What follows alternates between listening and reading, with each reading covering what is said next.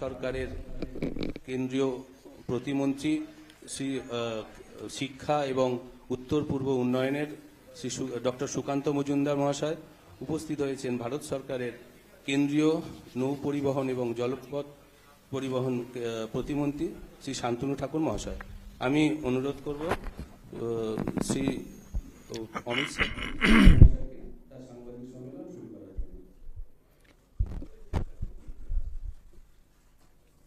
मित्रों, आज सभी का भारतीय जनता पार्टी की प्रेस वार्ता में मनपूर्वक स्वागत है। आज 30 दिसंबर का दिन है। हम सभी भारतीयों के लिए गौरव का दिन है। आज ही के दिन 1943 में बंगाल की भूमि के सुपुत्र और देश के महान स्वतंत्रता सेनानी नेताजी सुभाष चंद्र बोस ने पोर्ट ब्लेयर में पहली बार आजाद भारत का झंडा फहराने का काम किया था। तो एक प्रकार से हमारे आजादी के संग्राम का ये बहुत महत्वपूर्ण मकाम था। और इसके कई साल बाद, 8 दशक बाद, आज 30 दिसंबर को जब हम पीछे मुड़कर देखते हैं तो बंगाल के लिए भी आज से लेकर अप्रैल तक का समय बहुत महत्वपूर्ण समय है। अप्रैल में बंगाल में विधानसभा के चुनाव होने जा रहे हैं। भय, भ्रष्टाचार, कुशासन और घुसपैठ की जगह विरासत, विकास और गरीब कल्याण की एक मजबूत सरकार बनाने का बंगाल की जनता का संकल्प बंगाल में जहां पर भी जाते हैं वहां दिखाई पड़ता है। तृणमूल कांग्रेस के 15 साल के शासन में भय, भ्रष्टाचार और कुशासन और विशेषकर घुसपैठ से बंगाल की जनता चिंतित भी है, भयभीत भी है और आशंकित भी है। हम भारतीय जनता पार्टी के सभी कार्यकर्ता बंगाल की जनता को आश्वासन भी देना चाहते हैं और वादा भी करना चाहते हैं कि मोदी जी के नेतृत्व में बंगाल में भारतीय जनता पार्टी की सरकार बनने के साथ ही यहां की विरासत को हम पुनर्जीवित करेंगे। विकास की गंगा फिर से बड़ी तेज गति से बहेगी और गरीब कल्याण, जो बंगाल का आज बहुत महत्वपूर्ण मुद्दा बना है, देश भर में जहां जहां एनडीए सरकार है, भाजपा सरकारें हैं, हमने गरीब कल्याण को प्राथमिकता दी है। यहां पर भी गरीब कल्याण को प्राथमिकता दी जाएगी। और इस सब के साथ साथ एक ऐसी मजबूत राष्ट्रीय ग्रिड बनाएंगे जो बंगाल से घुसपैठ को समाप्त कर देंगी। इंसान छोड़ दीजिए, परिंदा भी पैर नहीं मार पाए, इस प्रकार की एक मजबूत ग्रिड की रचना हम करेंगे। और न केवल घुसपैठ रोकेंगे, सारे घुसपैठियों को चुन चुन कर भारत के बाहर निकालने का काम भी भारतीय जनता पार्टी की बंगाल सरकार करेगी।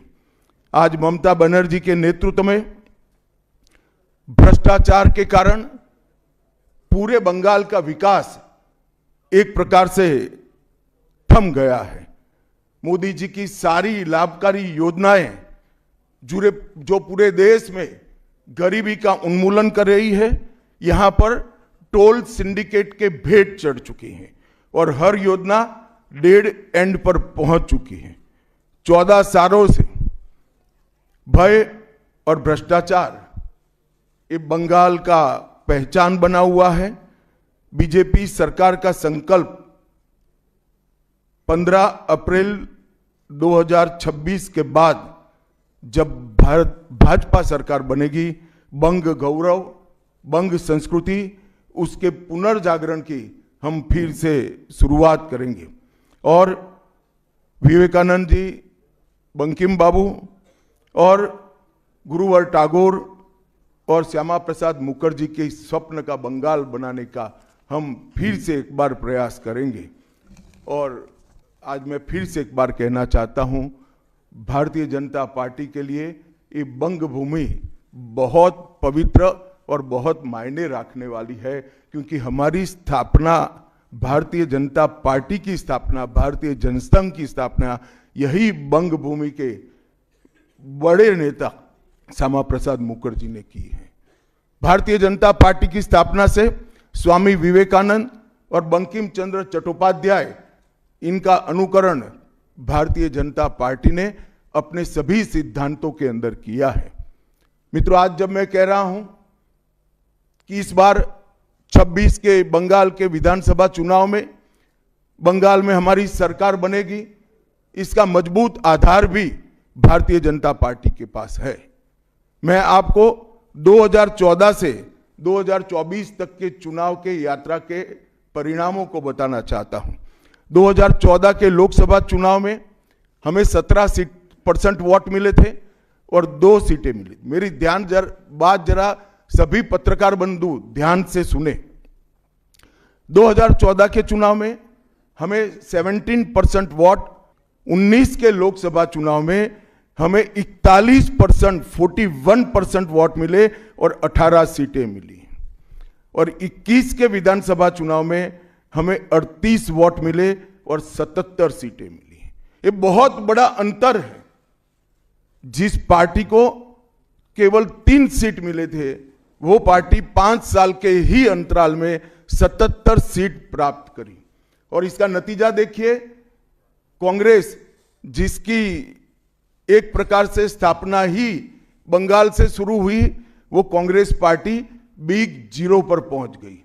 और 34 साल तक शासन करने वाला कम्युनिस्ट गठबंधन भी एक भी सीट प्राप्त नहीं कर पाया और हमने मुख्य विपक्ष का स्थान प्राप्त किया। आज शुभेंदु जी मेरे साथ यहां पर बैठे हैं, वो हमारे प्रतिपक्ष के नेता हैं। 24 के चुनाव में भी हमने 39% वोट प्राप्त किया, 12% सीट प्राप्त की, 12 सीटें प्राप्त की। और 26 में हम निश्चित रूप से प्रचंड बहुमत के साथ भारतीय जनता पार्टी की सरकार बनाने वाले हैं। मित्रों, ये 24 से अब तक का समय भारतीय जनता पार्टी के लिए बहुत शुभांकर सिद्ध हुआ है। 24 में लगातार तीसरी बार नरेंद्र मोदी जी इस देश के प्रधानमंत्री बने। उसके बाद महाराष्ट्र में, हरियाणा में, दिल्ली में और अब बिहार में भारतीय जनता पार्टी की सरकारें बनी हैं। 24 के चुनाव में उड़ीसा और आंध्र प्रदेश में भी पूर्ण बहुमत की भाजपा की और एनडीए की सरकार बनी है। मुझे पूरा भरोसा है कि 2026 में बंगाल में 2/3 बहुमत के साथ भारतीय जनता पार्टी की सरकार बनेगी। ये बंगाल की जनता तय कर बैठी है। मित्रों, जहां पर भी बंगाल में जाते हैं, पूरे बंगाल की जनता घुसपैठियों से त्रस्त है। क्या कोई राज्य सरकार ऐसी हो सकती है जो घुसपैठियों की पनाहगाह अपने राज्य को बना दे?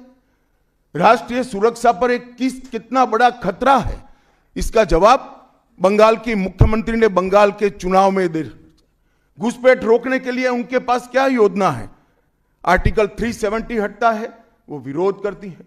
सीएए लाकर बंगाल के शरणार्थियों को नागरिकता देने का हम कार्यक्रम करते हैं, वो विरोध करती है। और वो ठीकरा फोड़ते हैं कि बीएसएफ है, वो रोक नहीं रही है। ममता जी, मैं आज आपको इस सार्वजनिक प्रेस वार्ता में पूछना चाहता हूं कि कौन सी सरकार है बांग्लादेश की पूरी सीमा पर जो वाड़बंदी करने के लिए, बॉर्डर पर फेंसिंग करने के लिए जमीन नहीं देती है? अगर आप जवाब न दे पाए तो मैं ही देता हूं। आपकी ही सरकार है जो जमीन नहीं देती है, जिसके कारण फेंसिंग का काम समाप्त नहीं होता है। फिर भी भौगोलिक रूप से कठिन सीमा पर से कोई घुस कर आता है तो कहां जाता है? सबसे पहले बंगाल के गांव में जाता है। आपका पटवारी क्या कर रहा है? आपका थाना क्या कर रहा है? क्यों इसको अरेस्ट नहीं किया जाता? क्यों उस पर केस दर्ज नहीं होता? क्यों इसको वापस भेजा नहीं जाता? जवाब है क्या आपके पास? क्या बंगाल की मुख्यमंत्री ये जवाब दे सकती है कि असम में घुसपैठ क्यों बंद हो गई, त्रिपुरा में घुसपैठ क्यों बंद हो गई, गुजरात और राजस्थान की बॉर्डर पर घुसपैठ क्यों नहीं होती है, पंजाब की बॉर्डर पर घुसपैठ क्यों नहीं होती है, कश्मीर की बॉर्डर पर घुसपैठ क्यों नहीं होती है, सिर्फ बंगाल में क्यों होती है? क्योंकि आपकी निगहबानी में घुसपैठ कराई जाती है और बंगाल को धीरे धीरे डेमोग्राफी चेंज कर कर आपकी वोट बैंक को पुख्ता करनी चाहती है। मगर ये लंबा नहीं चलेगा। बंगाल की जनता अब जान गई है और इसके खिलाफ लामबंद भी हो रही है। और मुझे मालूम है अगला चुनाव घुसपैठियों को निकालने के मुद्दे पर और घुसपैठ रोकने के मुद्दे पर लड़े जाने वाला है, क्योंकि न केवल ये बंगाल का अब मामला रहा है। मैं आज बंगाल की जनता को इस प्रेस वार्ता के माध्यम से बताने आया हूं कि बंगाल की बॉर्डर से हो रही घुसपैठ सिर्फ बंगाल का मामला नहीं रहा है, अब ये राष्ट्रीय सुरक्षा का मामला है। देश की संस्कृति को बचाना है, देश की सुरक्षा को सुनिश्चित करना है, तो बंगाल की बॉर्डर सील कर दे, ऐसी देशभक्त सरकार यहां लानी पड़ेगी जो ममता बनर्जी नहीं कर सकती, केवल और केवल भारतीय जनता पार्टी कर सकती है। घुसपैठ के अलावे भ्रष्टाचार से पूरी बंगाल की जनता त्रस्त है। रोजवेली चिटफंड घोटाला, कैश फॉर क्वेरी घोटाला, एसएससी घोटाला, नगर पालिका नगर नियम का भर्ती का घोटाला, गाय तस्करी का घोटाला, राशन पीडीएस का घोटाला, मनरेगा का घोटाला, पीएम आवास का घोटाला, इतने सारे घोटाले हैं कि मैं पूरा लिस्ट पढ़ूंगा तो मेरी प्रेस कॉन्फ्रेंस का पूरा हिस्सा ही उसमें चला जाएगा। अब क्या ममता बनर्जी इस बात का जवाब दे सकती है कि आपके मंत्रियों के ठिकाने पर से 27 करोड़ रुपया मिलता है, जिसको गिनते गिनते नोट गिनने की मशीन भी गर्म होकर बंद हो जाती है। बंगाल जैसे गरीब राज्य के अंदर 27 करोड़, 20 करोड़, 15 करोड़ ये राशि मिल रही है, आपकी कोई अकाउंटेबिलिटी नहीं है। पार्थो चैटर्जी जेल में जाते हैं, ज्योति प्रिय मलिक जेल में जाते हैं, अनुव्रत मंडल जेल में जाते हैं, जीवन कृष्ण शाह जेल में जाते हैं, माणिक भट्टाचार्य जेल में जाते हैं, चंद्रनाथ सिन्हा जेल में जाते हैं, परेश पाल जेल में जाते हैं, कुंतल घोष जेल में जाते हैं, फिरहाद हकीम वो भी आरोपी बनाए जाते हैं, शोभन चैटर्जी आरोपी बनाए जाते हैं, कुणाल घोष 3 साल जेल में रहकर आते हैं, और आप कहती है कि भ्रष्टाचार नहीं हो गया, हो रहा है। आप आंख मूंद लिए ही हो भ्रष्टाचार के लिए, मगर बंगाल की जनता अपनी आंख बंद कर कर नहीं बैठी है। गरीब बंगाल की जनता के अधिकार का पैसा आपकी कैडर की भेंट चढ़ रहा है, आपको इसको जवाब देना पड़ेगा। महिलाओं की सुरक्षा ये बहुत बड़ा मुद्दा बना है और अधिकृत रूप से कहा जाता है कि महिलाएं 7 बजे के बाद अपने हॉस्टल और घर से न निकले। हम कौन से जमाने में जी रहे, मुगल काल में जी रहे हैं क्या? ममता जी, ये आजाद भारत, यहां माताओं बहनों को पूरा दिन जब इनकी मर्जी हो, जब इनको काम हो, घर के बाहर निकलने की सुरक्षा प्रदान करना ये हमारा संवैधानिक दायित्व है, जो देने में आपकी सरकार विफल गई है। आरजी कर मेडिकल कॉलेज का मामला हो, संदेश खाली का मामला हो, दुर्गापुर मेडिकल कॉलेज का मामला हो, साउथ कॉलेज लॉ कॉलेज का मामला हो, हर जगह बेटियां असुरक्षित हैं और ढेर सारे लोग और ढेर सारी माताएं बहनें ये अत्याचार से तंग आ चुकी है, असुरक्षा से तंग आ चुकी है। वो भी राह देख रही है कि कब वोट देने का अधिकार आए और हम इन निकम्मी तृणमूल कांग्रेस की सरकार को हटा दें। सांप्रदायिक तुष्टीकरण को इस राज्य सरकार ने अपनी नीति के रूप में स्वीकार कर लिया है। अब मरहम लगाने का प्रयास हो रहा है, मैं सुबह से देख रहा हूं, मगर अब मरहम लगाने से कुछ नहीं होता है। हृदय पर, बंगाल की हिंदुओं के हृदय पर घाव इतना गहरा बैठ गया है कि कोई मरहम काम नहीं आएगा। अब आपका जाने का समय तय हो गया है। यहां तक इंतहा कर दी, यहां तक कि पार्लियामेंट में वंदे मातरम पर चर्चा होती है। बंकिम बाबू ने रचे हुए वंदे मातरम पर चर्चा हुई, जो गीत पूरे हमारे आजादी के आंदोलन का प्रेरणा गीत बना, वो वंदे मातरम की चर्चा का तृणमूल कांग्रेस विरोध कर रही है, क्योंकि उनकी वोट बैंक इससे नाराज हो रही है। ये बंगाल की जनता कभी सहन नहीं करेगी। एक जमाना था मित्रों कि भारत के जीडीपी में बंगाल का योगदान 10.5% था और तीसरे नंबर पर था। जीडीपी में योगदान की दृष्टि से हमारा बंगाल तीसरे नंबर पर था। तीसरे नंबर पर से सरक कर ये 49 साल में वो 22वें नंबर पर आ गया। अब नीचे कोई जगह ही नहीं बची। बंगाल का इतना आर्थिक पतन कभी नहीं हुआ है।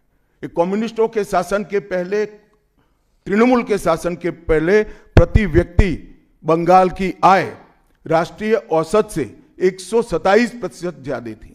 127%।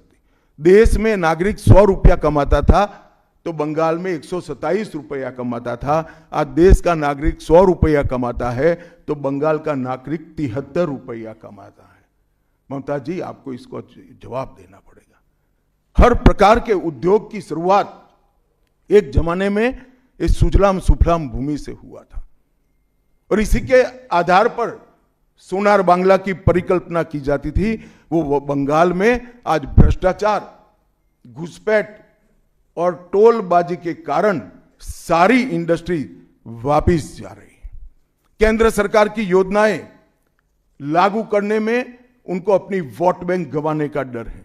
पीएम किसान देरी से लागू किया, बंगाल के किसानों का 10,000 करोड़ रुपया चला गया। आयुष्मान भारत आज तक लागू नहीं किया और बहुत आयुष्मान भारत से बहुत एक प्रकार से कमियां वाली स्वास्थ्य साथी की स्कीम लागू की है। मुझे बताइए, कोई बंगाल का नागरिक भारत में कहीं जाता है और बीमार पड़ गया, स्वास्थ्य साथी स्कीम उसको बाहर के अस्पताल में इलाज करवा पाएगी क्या? नहीं करवा पाएगी। क्या गुनाह किया है बंगाल के गरीबों ने? देश भर के गरीबों को 5 लाख तक की पूरे स्वास्थ्य की गारंटी मिल रही है। अरे कई राज्यों ने किया कि केंद्र 5 लाख दे रहा है, उन्होंने और 5 लाख जोड़ दिए। आप केंद्र के 5 लाख इसलिए स्वीकार नहीं करना चाहते हो कि नरेंद्र मोदी से आपको डर है।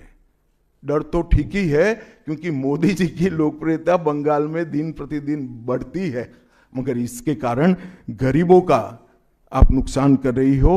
वो बंगाल के गरीब जरूर। हिंसा और प्रतिशोध की राजनीति, पूरा देश ऐसी आशा करता था कि यहां से कम्युनिस्ट जाने के बाद हिंसा और प्रतिशोध की राजनीति समाप्त हो जाएगी, मगर हुआ उल्टा। इन्होंने तो कम्युनिस्टों को भी अच्छा कहला दिया। मित्रों, अब तक 300 से अधिक भारतीय जनता पार्टी के कार्यकर्ता मारे गए हैं। 21 के चुनाव के बाद लगभग 3000 कार्यकर्ता विस्थापित बनकर आज भी अपने गांव में नहीं लौटे। उनको दबाव बनाया जाता है कि आप तृणमूल का झंडा उठाओ तभी गांवों को रहने देंगे। क्या ये स्वस्थ लोकतंत्र की निशानी है? कोई व्यक्ति अपने किसी राजनीतिक दल में काम करना है, वो स्वतंत्र रूप से तय नहीं कर पाएगा। वो ममता जी मुख्यमंत्री की चैम्बर से तय करेगी क्या? ममता जी, जितना भी प्रताड़ना करना हो करो, बंगाल की जनता अब तय कर कर बैठी है। इन्होंने भाजपा के कार्यकर्ताओं को हर तरह से प्रताड़ित किया, यहां तक कि महिलाओं पर बलात्कार भी किए गए। मैं अपना रिपोर्ट नहीं दे रहा हूं, नेशनल ह्यूमन राइट कमीशन का रिपोर्ट है। इसका भी जवाब ममता जी को देना पड़ेगा। ममता जी ने सारी संवैधानिक औचित्य को समाप्त कर दिया। किसी भी राज्य में प्रधानमंत्री जाते हैं तो वो देश के प्रधानमंत्री होते हैं। कई राज्यों में हमारी सरकार नहीं, कहीं ऐसा व्यवहार नहीं होता। वंदे भारत ट्रेन देने प्रधानमंत्री आते हैं, ममता जी स्टेज पर नहीं जाती है। कई प्रकार के भारत सरकार के सुप्रीम कोर्ट के आदेश से बने हुए, मेरी बात ध्यान से सुनिएगा, सुप्रीम कोर्ट के आदेश से बने हुए भारत सरकार के डीओपीटी के रूल्स ये तोड़ देती है, मरोड़ देती है। डीजीपी और मुख्य सचिवों की अपॉइंटमेंट में मनमानी करती है। रिटायर्ड होने के बाद सलाहकार बनाकर प्रॉक्सी डीजीपी और प्रॉक्सी सीएस बैठाने का काम करती है। ये 34 साल कम्युनिस्टों का शासन और 15 साल टीएमसी का शासन, ये केंद्र विरोधी मानसिकता बंगाल की जनता में खड़ा कर कर हमारी संविधान की स्पिरिट थी, उस स्पिरिट का कंप्लीट इन्होंने अनादर करने का काम किया है। ममता बनर्जी के शासन में सिंडिकेट, तोलबाजी, कट मनी, न केवल वो सिस्टम को बढ़ावा दिया है, यहां कमाई करने का अधिकार एक ही व्यक्ति को है, भाईपों को है, और किसी को कमाई करने का अधिकार नहीं है। सब में हिस्सेदारी देनी पड़ती है। बंगाल एक जमाने में सब बात में सबसे पहले था। सबसे पहला मोटर कारखाना पश्चिम बंगाल में लगा, सबसे पहला पावर प्लांट 1887 में बंगाल में लगा, सबसे पहली कोयलरी बंगाल में आई, सबसे पहला स्टील प्लांट बंगाल में लगा, देश की सबसे पहली हाई राइज बिल्डिंग बंगाल में बनी, देश की सबसे पहली जूट मिल बंगाल में बनी, देश की पहली मेट्रो ट्रेन बंगाल में आई, एक ही शहर में 2 पोर्ट एक ही जगह है बंगाल में है, और देश की सबसे पहली आधुनिक यूनिवर्सिटी कलकत्ता यूनिवर्सिटी भी बंगाल में बनी, और विश्व प्रसिद्ध विश्व भारती यूनिवर्सिटी भी, जिसने भारतीय शिक्षा के कंसेप्ट को जमीन पर उतारा, वो भी बंगाल में बनी। मगर ममता जी, आप गौरव मत करिएगा, इसमें से कुछ आपके समय में नहीं हुआ है। ये जो करने वाले थे, उनके पूरे रिदम को, इनकी लय को, बंगाल की विकास की गति को तोड़ने का आप काम करें। बंगाल आज इंडस्ट्रियल रूप से कंप्लीटली बर्बाद हो चुका है, और ये आपके शासन में ही हुआ है। आधा अधूरा तो कम्युनिस्ट बेचारे कर गए थे, आपने तो पूरा ही समाप्त कर दिया। सिंडिकेट राज, तालेबाजी, शत्रुतापूर्ण माहौल, इसके कारण 2011 से 25 के बीच में 7000 से ज्यादा कंपनियां बंगाल छोड़कर बंगाल के बाहर चली गई। और मित्रों, ये बहुत बड़ा सेटबैक बंगाल के आर्थिक विकास के लिए है। मित्रों, बंगाल स्वामी विवेकानंद, बंकिम चंद्र चट्टोपाध्याय, शरद चट्टोपाध्याय, महर्षि अरविंद, ईश्वर चंद्र विद्यासागर और कवि गुरु टैगोर जैसे महापुरुषों की धरती है। यही धरती पर नेताजी सुभाष चंद्र बोस, अमर शहीद खुदीराम बोस, वाघा जतीन, रविंद्रनाथ सन्याल, रास बिहारी बोस, मास्टर सुरेशन, प्रफुल्ल चाकी, वीणा दास, कल्पना दत्त, ये सभी ने देश की आज़ादी के लिए आह्लेख जगाया था। यहीं पर कई सारे फिल्मकार मिले, संगीतकार मिले, चित्रकार मिले। इस भूमि ने कई सारे दुनिया को प्रभावित करने वाले संत भी दिए। वो बंगाल आज ऐसे कगार पर पहुंच गया है कि अगर एक घुसपैठ की बयार रोकी नहीं गई तो बंगाल का अस्तित्व भी खतरे में है। ऐसा स्पष्ट रूप से समाज जीवन को जानने वाले सभी लोग मानते हैं। और अंत में मैं बंगाल की जनता को फिर से एक बार कहना चाहता हूं कि बंगाल के अस्तित्व पर तो घुसपैठिया संकट है ही है, बंगाल की संस्कृति पर एक घुसपैठिया संकट है ही है, परंतु अब ये संकट केवल बंगाल तक सीमित नहीं रहा है, पूरे देश तक ये संकट आगे बढ़ गया है। मेरा आप सभी से करबद्ध निवेदन है, आपने लंबे समय तक कांग्रेस को मौका दिया, 34 साल तक कम्युनिस्ट पार्टी को मौका दिया, 15 साल तक ममता बनर्जी को मौका दिया।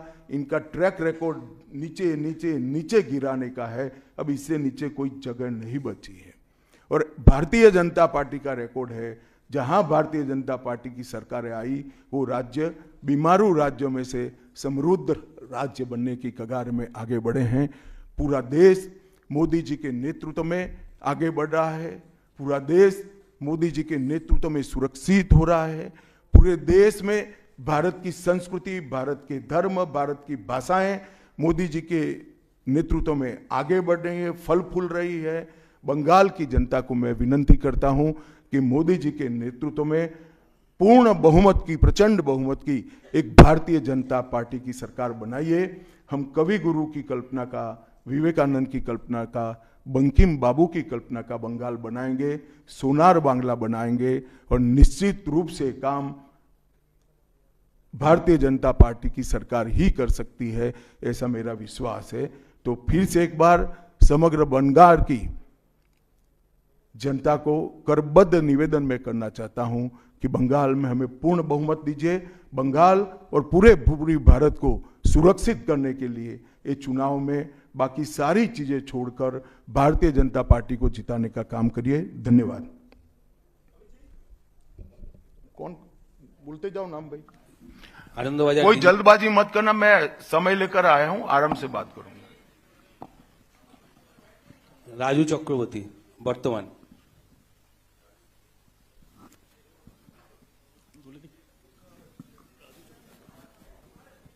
चलो भाई दूसरे कोई खड़े हो जाओ। गृहमंत्री जी नमस्कार, राजू चक्रवर्ती वर्तमान। मेरा दो प्रश्न है। एक करो। अच्छा 2014 के बाद आप जब पार्टी और एडमिनिस्ट्रेशन में बहुत सारे संस्कार लाए, 75 साल के बाद कोई भी लीडर या फिर मंत्री हो उसको मार्गदर्शक के भूमिका में जाना पड़ता है। तो आपको क्या लगता है अभी हाईएस्ट लेवल पे जो भी है पार्टी या फिर एडमिनिस्ट्रेशन में, वो 75 साल हो गया, उसको अपने आप वानप्रस्थ में जाना चाहिए? चलिए मैं बुलाकर आपको बताऊंगा। तुम बंगाल की चिंता करो भैया, मेरी पार्टी की क्यों चिंता कर रहे हो?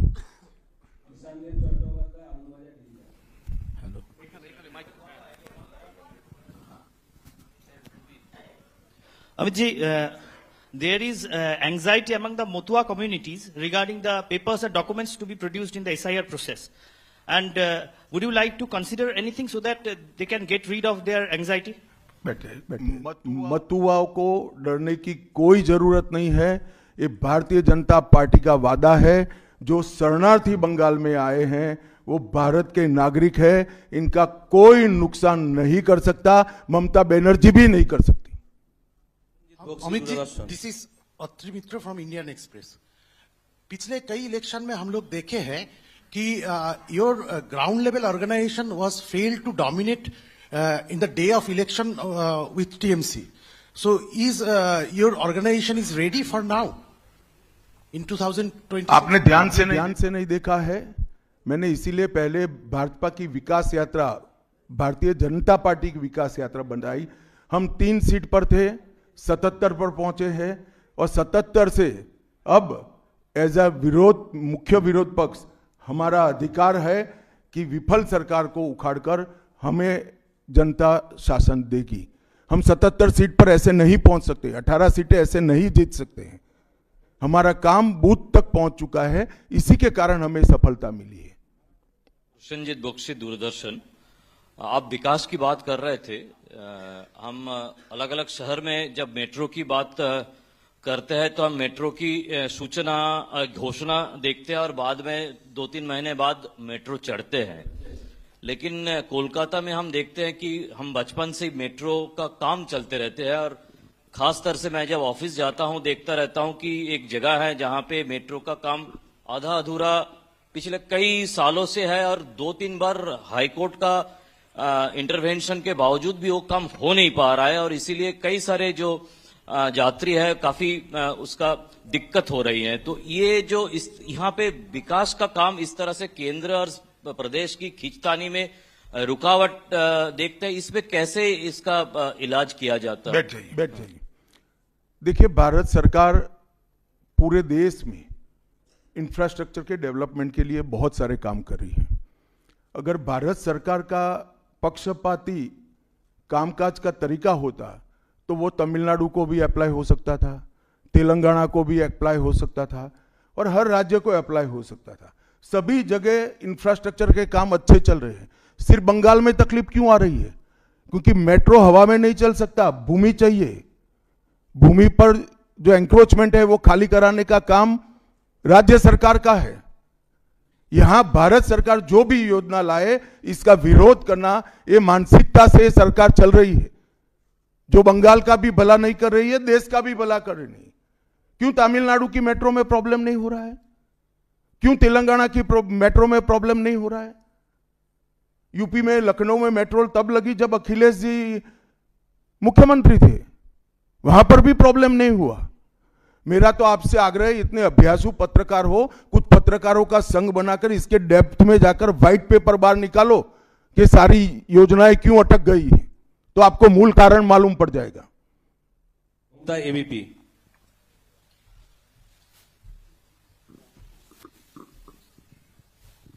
अमित जी, अभी आपने वंदे मातरम की चर्चा का जिक्र किया, लेकिन उसके साथ में जो है एक चर्चा और हुई थी, जी राम जी जो अभी जो कानून की शक्ल ले चुका है, उस दौरान भी जो है ममता बनर्जी और अभिषेक बनर्जी लगातार ये कहते रहे कि सरकार, केंद्र सरकार से फंड ही नहीं आता तो हम विकास कैसे करें, वो फंड रोकना और उसका विरोध किया। देखिए भाई, इनके विरोध को अब देश में कोई गंभीरता से नहीं ले रहा है। अगर कोई एक स्टेटमेंट भारत सरकार करेगी कि भारत देश कोई भी क्षेत्र में सबसे पहले आएगा, तो भी ये विरोध करेंगे। विरोध उनका स्वभाव हो चुका है। इनके विरोध को कोई गंभीरता से नहीं ले रहा है, ना जमीन पर इसका कोई विरोध का असर दिख रहा है। लोहिया, एनडीटीवी। गृहमंत्री जी नमस्कार।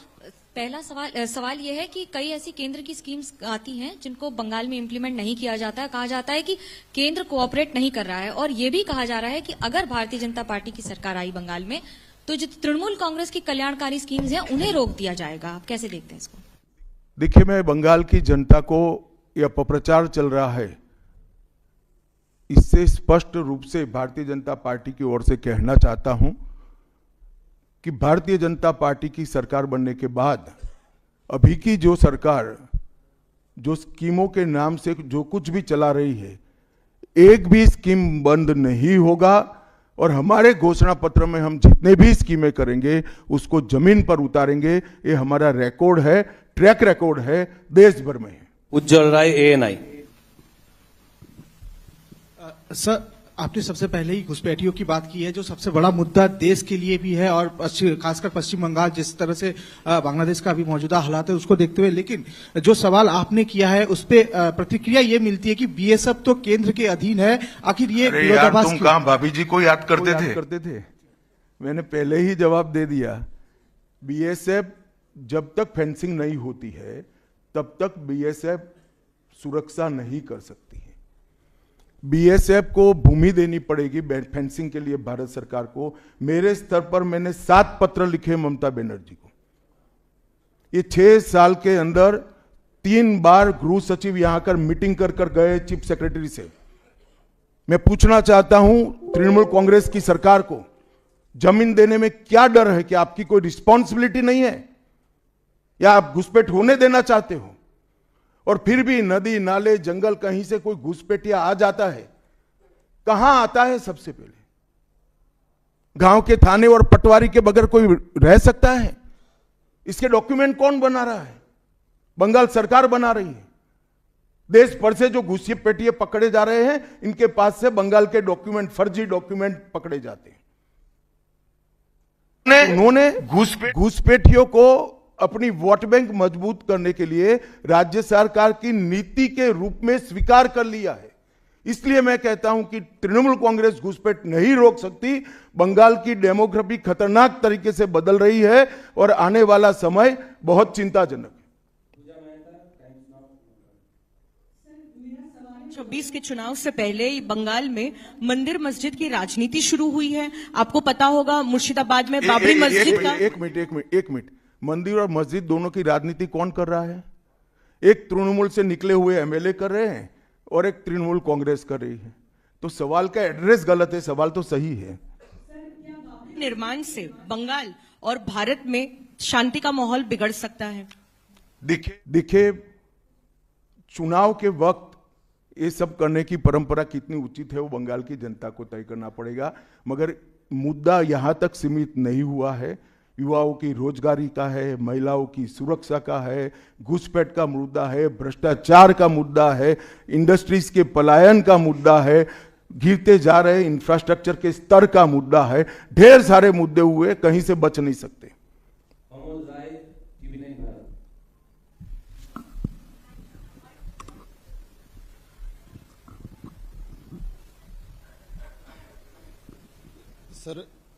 सर मेरा एक प्रश्न ये है कि आज ममता बनर्जी लगातार 2 दिनों से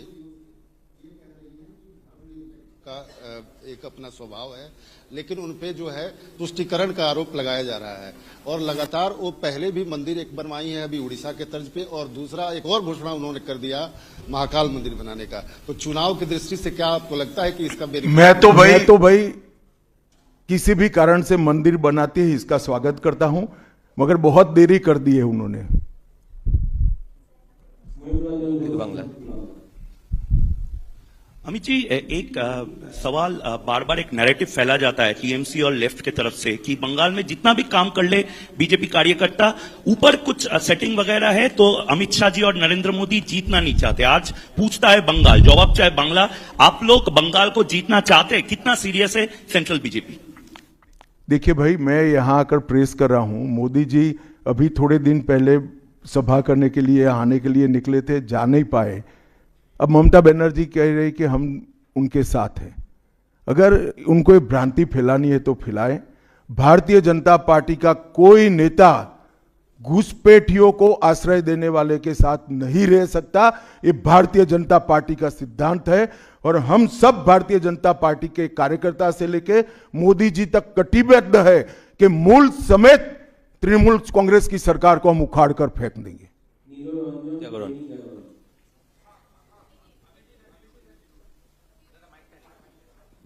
जी मैं यहाँ, ये अभी आप कह रहे थे कि 3000 जो हैं भाजपा के कार्यकर्ता जो हैं घर छोड़कर भागना पड़ा उनको इलेक्शन के कारण, 300 की हत्या भी हुई है। फ्री एंड फेयर इलेक्शन कैसे होगा अगर मतलब लोग जा ही नहीं पाएंगे बूथ पर? तो देखिए, ऐसी ही नीतियां अपनाई थी कम्युनिस्टों ने, मगर सत्ता परिवर्तन हुआ या नहीं हुआ। ऐसी ही नीतियां अपनाई थी उत्तर प्रदेश में समाजवादी पार्टी ने, सत्ता परिवर्तन हुआ या नहीं हुआ। लोकतंत्र में जनता महान होती है और जनता जब तय कर सकती है, कर लेती है, किसी भी तानाशाह का कुछ नहीं चलता। CNN News 18. So there has been a huge attack by the Trinamool leaders that the election commission is BJP commission. That's what they say, and whatever deletion is taking place, that is at the behest of BJP. So how do you react to that, sir? देखिए, ममता जी के पास से और कोई अपेक्षा रख नहीं सकते। उनके खिलाफ जजमेंट आएगा तो जुडिशरी बीजेपी की है, इलेक्शन कमीशन घुसपैठिया हटाएगा, SIR लाएगा तो इलेक्शन कमीशन बीजेपी का है। वो हारने के बाद शायद ऐसा कहे कि मेरे कार्यकर्ता ही बीजेपी में चले गए।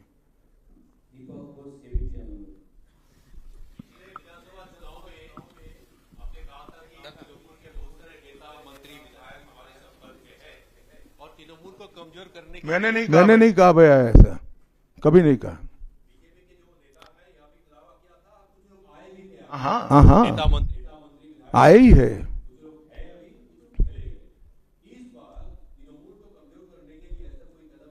तृणमूल को अरे सुनिए ना, समझ गया मैं आपका सवाल। तृणमूल को कमजोर करने की भारतीय जनता पार्टी को कोई जरूरत इसलिए नहीं है कि तृणमूल अपने अव्यवस्थाओं के कारण, अपने कामों के कारण जनता के बीच में कमजोर हो चुकी है। बांग्ला। अमित जी नमस्ते।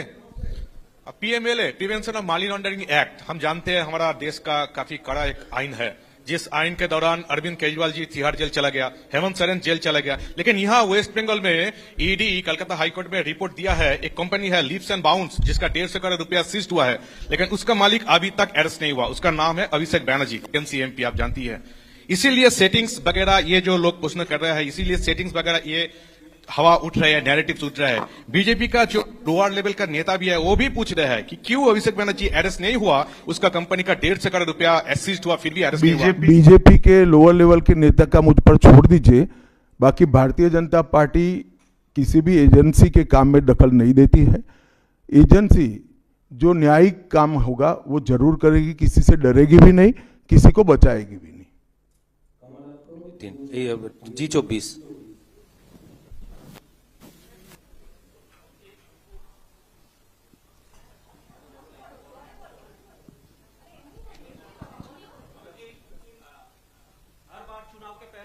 बंगाल आते हैं, अब तक एक टारगेट देते हैं बीजेपी लीडर और सभी को, तो इस साल 26 के चुनाव के पहले सुने नहीं, मैं कहा 2/3 बहुमत के साथ सरकार बनाएंगे। 2/3 मेजोरिटी के साथ सरकार बनाएंगे, तो टारगेट हो ही गया। चलिए धन्यवाद। अब सवाल फैब्रिकेट हो रहे हैं।